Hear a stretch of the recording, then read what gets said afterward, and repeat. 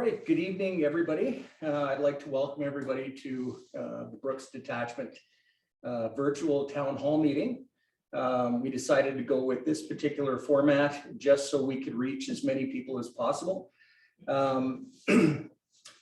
So as Kendra said, what we're going to do is we're just myself and Staff Sergeant Charles here. I'm going to have some things to say. I'm going to give you a bit of an overview of what we're doing here at Brooks Detachment. And then at the end, we're going to have a question and answer period.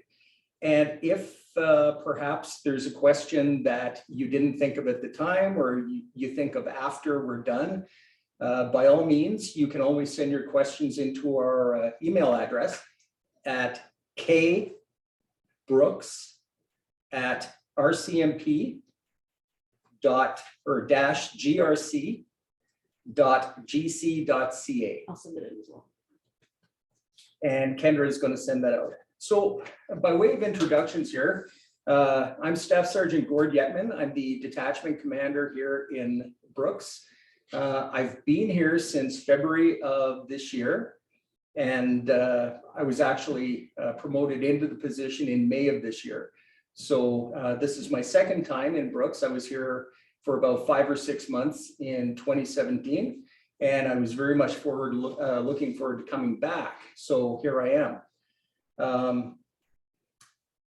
The gentleman I have sitting to my left here is Staff Sergeant Kevin Charles, and he is our advisory NCO from Airdrie.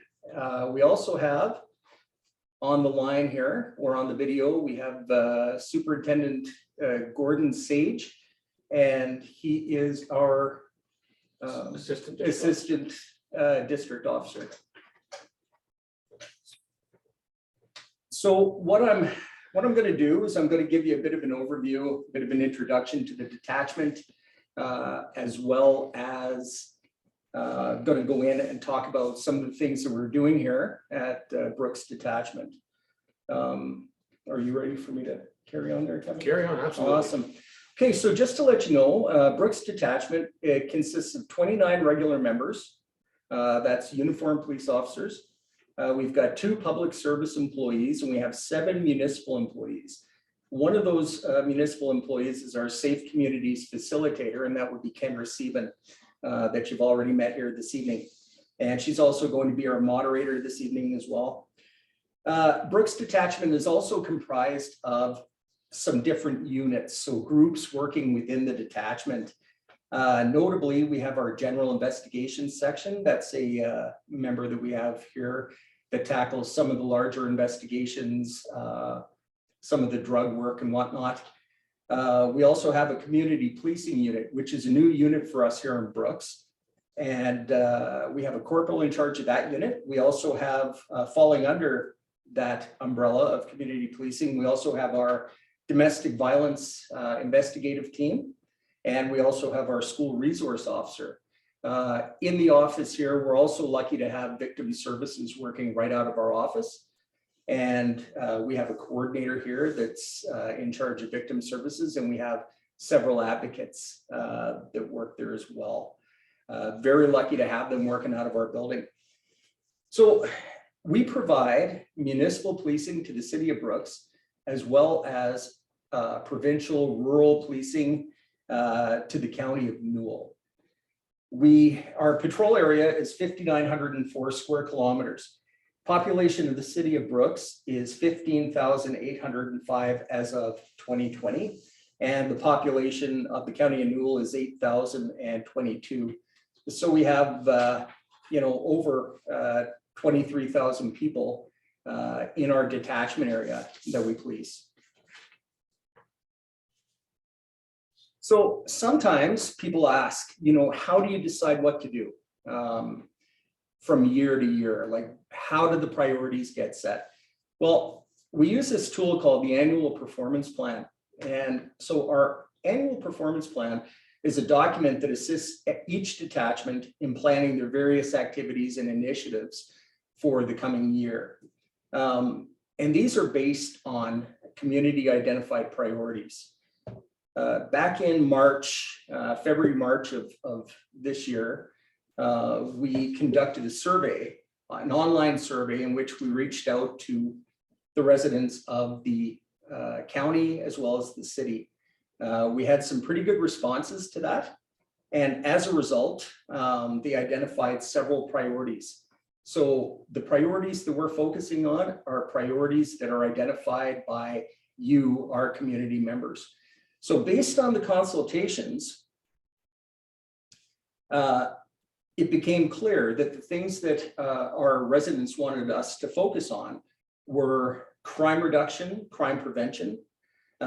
Specifically, property crime was one of the big things that was brought up. They wanted us to look at reducing substance abuse in the area. Drug enforcement was mentioned.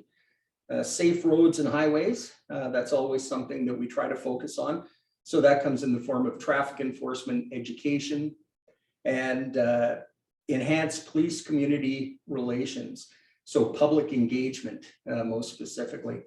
So I went over all the answers. I went over all the priorities that were submitted to us. And these were the ones, these were essentially our top four. So I took these four and I incorporated them into our yearly plan. So what are we doing for crime reduction and crime prevention? We've got a habitual offender management program that basically focuses on our repeat offenders, you know, and it's a chance to, they can either take the road of almost rehabilitation or unfortunately, you know, incarceration or time before the courts. We also conduct compliance checks on known offenders. So if somebody has conditions that are imposed by the court, we can conduct various checks. Curfew checks are a big thing. So our members are all doing those. We've conducted, or we're going to be conducting joint forces operations, focusing on property crime. And this involves maybe bringing in other agencies, such as the alert property crimes team and whatnot, involving also our general investigation section here at Brooks. We're also doing public awareness of crime reduction and prevention measures. And one of the groups that we're using to help us with this is our very own community policing unit. And they send out press releases. They do, they're on social media. They're very active on social media. A lot of you have probably seen their TikTok videos, their things on Facebook and whatnot. So that's just one way or several ways that we're getting the message out there.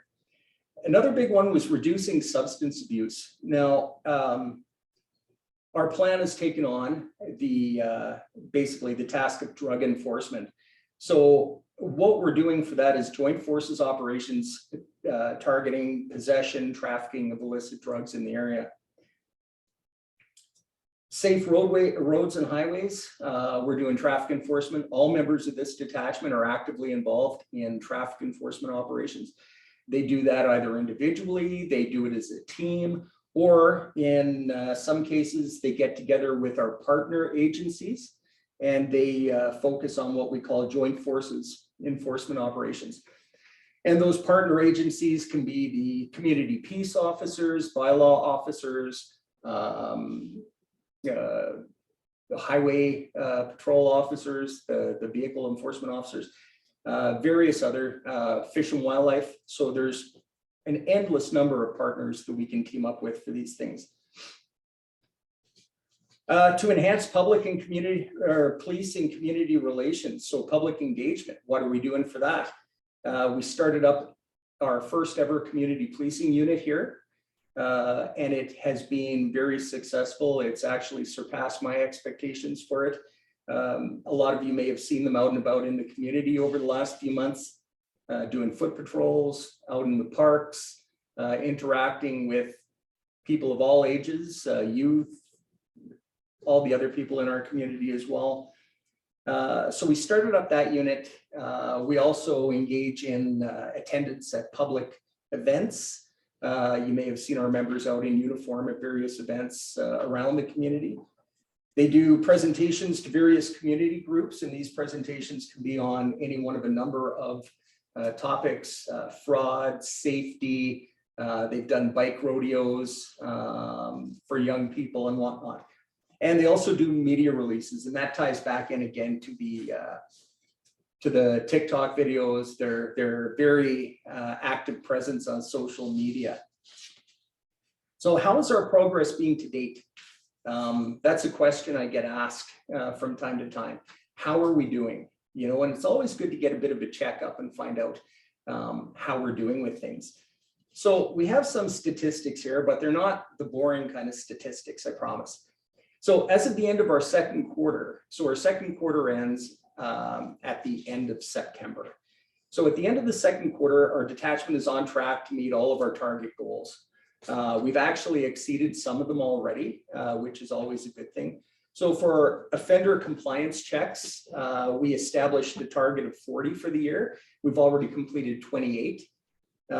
Property crime projects, our target is 2.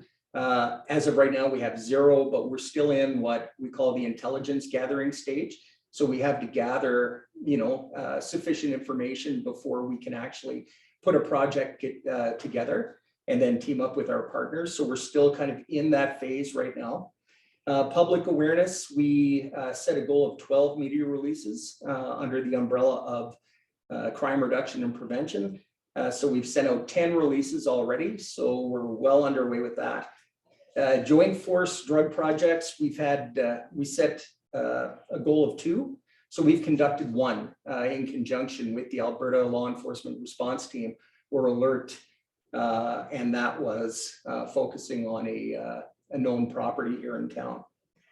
We've also conducted, just as Brooks Detachment, we've conducted 2 recent search warrants. Our members went out there, they received information, they executed 2 warrants. 1 warrant was for a firearm that was being used to commit some offenses around town. So they executed that warrant and they located a prohibited firearm and seized that, got it off the streets. Another warrant was in relation to a quantity of drugs. They conducted a search warrant and they found drugs, so they got those off the streets as well. Traffic enforcement, our members have issued a total of 668 violation tickets since the beginning of our fiscal year. Joint forces operations, we set a target of 12 and we've completed 4 to date. For community consultations, where this is the police and public relations side of things. So we set a target of 2 community consultations and we have 14 that have been completed, and they include different things like meeting with various client groups throughout the city and within the county and whatnot, meeting with elected officials. Attendance at public events, we set a goal of 12 and we've already achieved 47 events that we've attended. Media releases, we set a goal of a target for ourselves of 48 and we've done 55.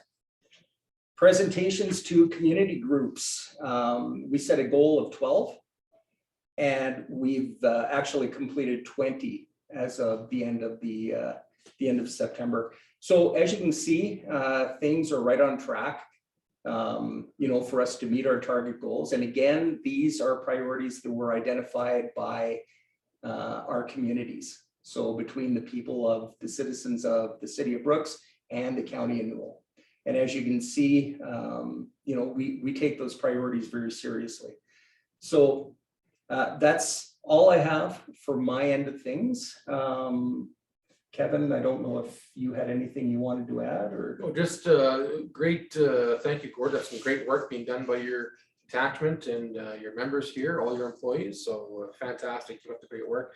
I just want to clarify that the RCMP fiscal year runs April 1st to March 31st. So it doesn't follow the calendar year. It's a fiscal year, it's called. So that's why when Gord spoke to the quarters, it runs through from April to June and July to September. And then now we're starting our 3rd quarter here in October. So it's a little bit off the calendar. And that's why we have these community consultations. The survey he spoke of in the wintertime, February, March, it takes place then in preparation for our new fiscal year starting on April 1st. So I just want to say that the RCMP, we are your provincial police service.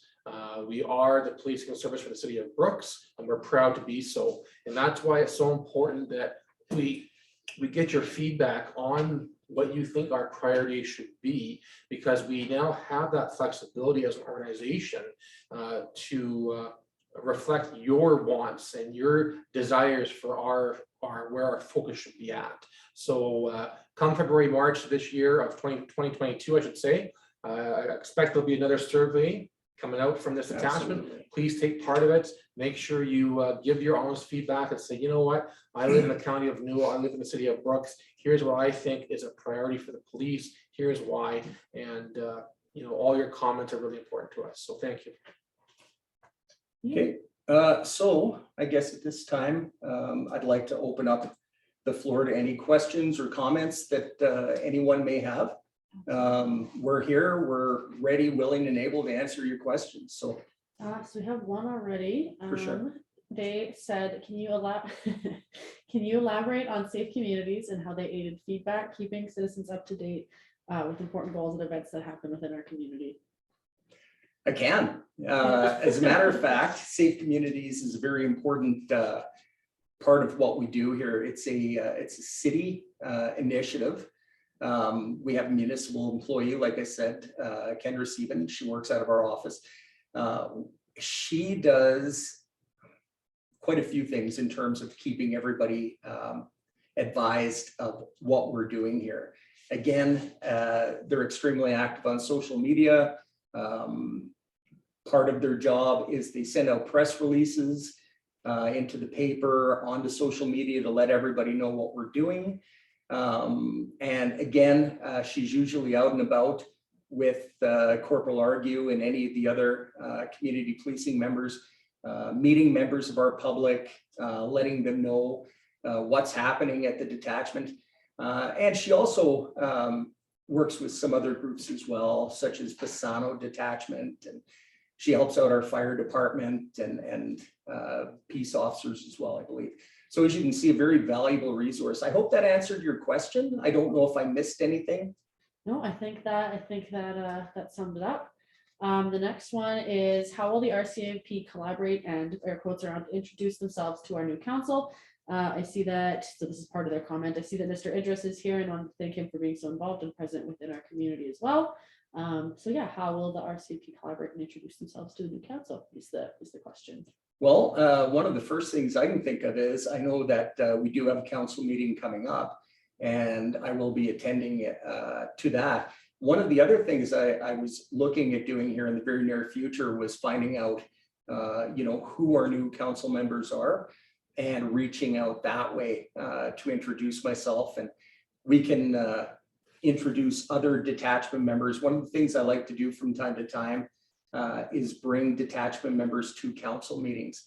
You know, when they first arrive here, and as I did with one of our members that just left, I brought him to council and allowed him to, you know, have a few minutes to talk to council, and they were able to, you know, basically wish him well in his endeavors, and that type of thing works out very well. And it's something that I've done at previous detachments of mine, and that's something that I'm going to keep doing as we move forward. So that's just a couple of ways I plan on reaching out to our new council members and our new mayor. All right, we got another question. These are really Excellent. good questions. Is there any future for a new / larger staffed detachment? In your opinion, are we properly staffed as a community, or are more officers needed? Well, I can answer that one. We're in the midst of an influx of members here at our detachment, and you know, we just received, so by the end of, or by early November, we will have received 6 new members here. And you know, it's great because we got a mix of experienced members, and we have one new member coming from Depot. So I guess to answer the question, we do have what I feel is a sufficient number of members to, you know, police both the city as well as the county in terms of, you know, our infrastructure. Certainly, if you know, a new building were to be in the cards, I mean, that would be great. But right now, you know, things are sufficient here. We've got enough people to do the job, and the building is good. And we definitely have a good, our detachments are definitely a good reflection of our community, because we're up to 7 or 9 different languages that the detachment collectively speaks, which is a really good representation of our community. But Very much so. And a lot of people will find, especially anybody that's been in Brooks for a while, is that our detachment is usually a very good representation of what our community is, you know, the various cultural groups we find in our community. Another question. These are really Awesome. great questions. Yeah. I have noted that the graffiti around the city of Brooks, all over the sidewalks and buildings, is very unsightly. Does anyone know what these signs and symbols mean? We have an update from municipal enforcement today, but I can. Yeah. I can- As far as I go, and my members here, and we all know what the graffiti says. As far as the meaning goes, I've conducted some research on it myself, using various means. I can't really come up with an explanation as to what the meaning is. To be honest, it seems quite random. Now, as of earlier today, we did have an update from our community peace officers that have also been working diligently on this. And it looks as though we may be, Making some progress. we may be making some very positive progress in this regard. So there will be more to come on that. And I agree with you, the graffiti that we're seeing popping up around town, especially in a nice looking city like Brooks, it's very unsightly. And anybody that lives here in the area, we absolutely don't want to see it. So there's been progress made, and there should be more to follow on that, hopefully in the near future. So yeah. Absolutely. All right, so that is it for Oatwin there. Just kidding, there's more questions. Oh, wow. Is the boat going to be out on patrol again next year? Love that addition this year. Absolutely. The Yeah. boat will be out. Absolutely. We have a new member that's trained to use the boat, and hopefully by next summer, we'll have a couple more members. So we may actually see the boat out more frequently going into next summer. Absolutely. So if anyone else that's viewing, if anyone else has any further questions, please feel free to either type them in now or do the little hand raise button, and you can come on and say it verbally. We can wait for about. I believe Superintendent Sage has a few words to Yeah, say. absolutely, perfect. absolutely. Hi, can you hear me okay? Yes, I'm just gonna make sure that's. Hi, can you hear me? Yes.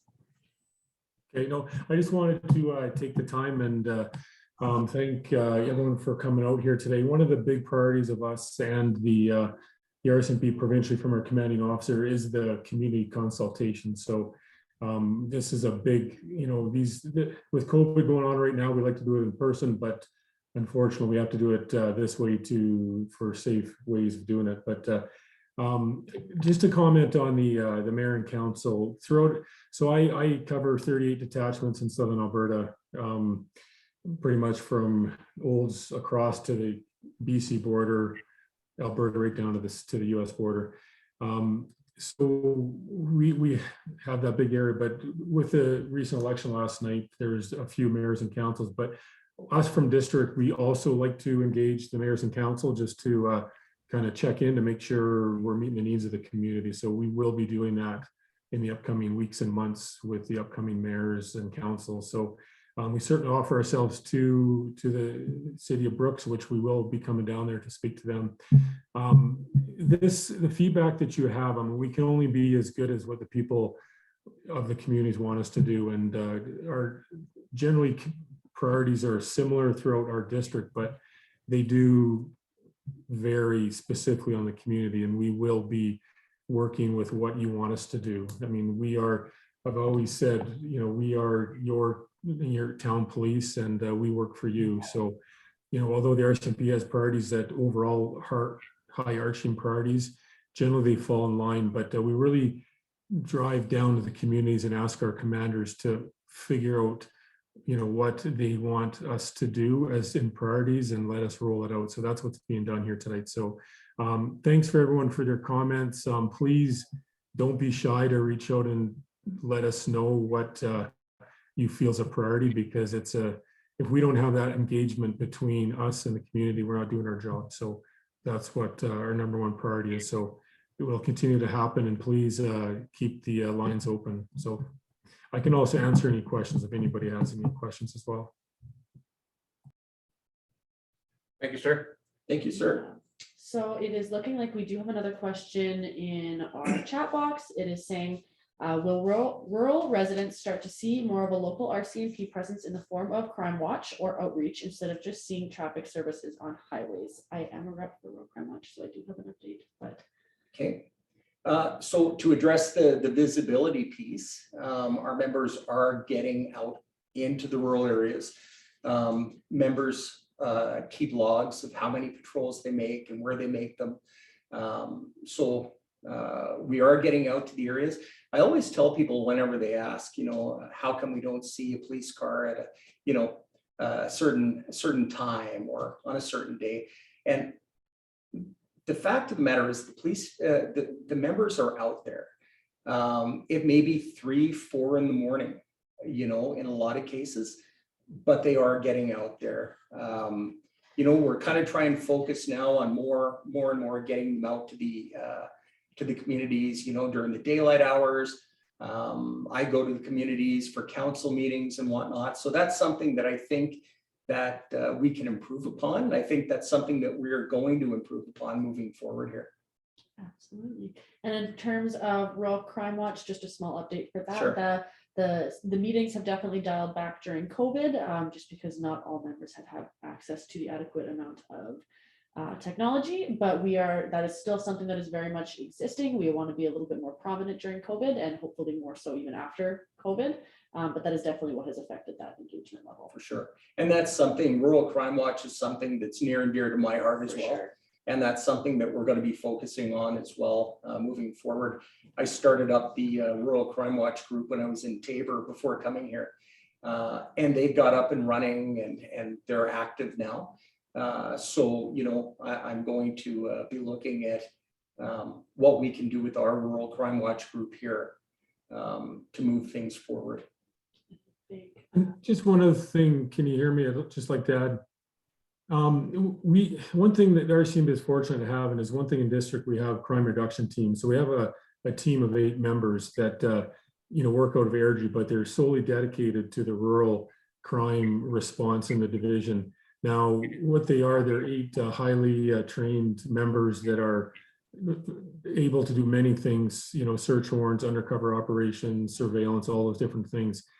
So we have them at our disposal that we send out throughout the province and specifically our district to target, some of these heathens that are causing, our community some problems. So unfortunately, in order to them to get onto somebody, we need the information and intelligence from people. So any activities in the rural area that don't seem right. I mean, I live in a rural area myself in Alberta. I know what looks right and when something doesn't look right, but we really encourage everybody to, not to get involved, but simply capture a license plate or get that information to the local detachment. Because once we compile that information, then we can send these, I call them pit bulls, out to go after these people. You might think like a red Dodge truck driving down a road at 4 in the morning may look weird, but when you get a number of different detachments describing the same thing, and we can start putting all the pieces of the puzzle together, we can target and know what's happening and send these members to go after these people. So don't feel that, what you see in the rural area, and that's why the crime watches are so important, to let us know the information. Don't keep it to yourself, share it with the Brooks detachment, because we do have analysts that compile all that information, and this team goes after these people. The reality is these people really don't stick to one detachment area, they go to multiple. So they'll go to Brooks, to one deal, Red Cliff, up to Airdrie, over to Lethbridge. They don't stay in one area. So they're, that's why that intelligence is so important. So we're very well positioned with this team to be able to identify the information and target. So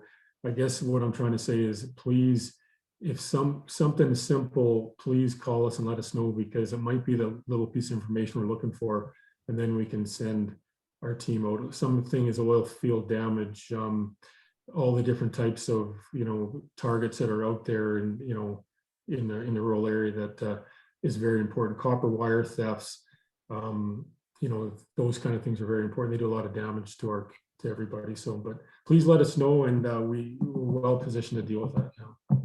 Sir, did you want to speak briefly on our district GIS as well? Yeah, so we also, within the provincial, resources that we have available to us, we now have a general investigation section with that under our purview. Every district in Alberta has one. There's 4 districts in Alberta, and to cover the province, we have one. So once again, not only do we have the crime reduction team, we have a general investigation that can come in to our detachments and help them out to on a more complicated file. The reality is, the more crime gets complicated, when members are on shift responding to calls, it's hard to focus on these bigger, files that really take a team to go after. So we do have a team available now that we never had, last year. We were able to create it here through the recent provincial funding model, and they're there to help us out. But once again, everything's based on what we know. Those teams service 38 of our detachments. So whatever detachment is able to compile, the most information that's highly likely to go after and be successful, that's where we send these people. So if we don't hear anything, you probably won't see them. But if you identify areas of crime that's, gives them something to work with, they'll certainly be down there, and that's at no cost to the communities. That's comes from district. So there is another question. Is there a non-emergency line or a detachment line, email, etc., that citizens can contact? Yes. I can put that in the chat. That's that. I can put that. Yeah, in the if you chat. could, that would be great. We do have non-emergency lines, and we also have a detachment email address that can be used. So Kendra is going to put that into the chat so that everybody can see that. Yep. And that is it for the questions right now. So if anyone has any further questions, comments, or concerns that they want to air out right now, definitely feel free to bring them forward.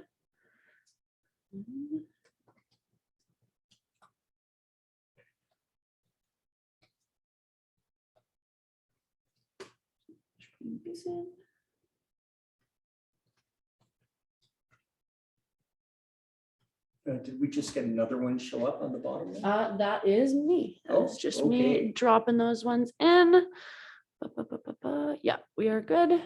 Okay, well, if there's no further questions or comments or anything like that, I would like to thank everybody for joining us this evening. On behalf of myself and my detachment members and staff, we value your input. We look forward to continued input from you. And there's many different ways you can contact us, whether it be by phone, by email. We're always willing to hear what you have to say. So I would like to thank everybody for coming out this evening, and I would like to thank Kevin for joining me from district, as well as Superintendent Sage. Their experience is invaluable and definitely an asset to us here. So. Absolutely. Thanks.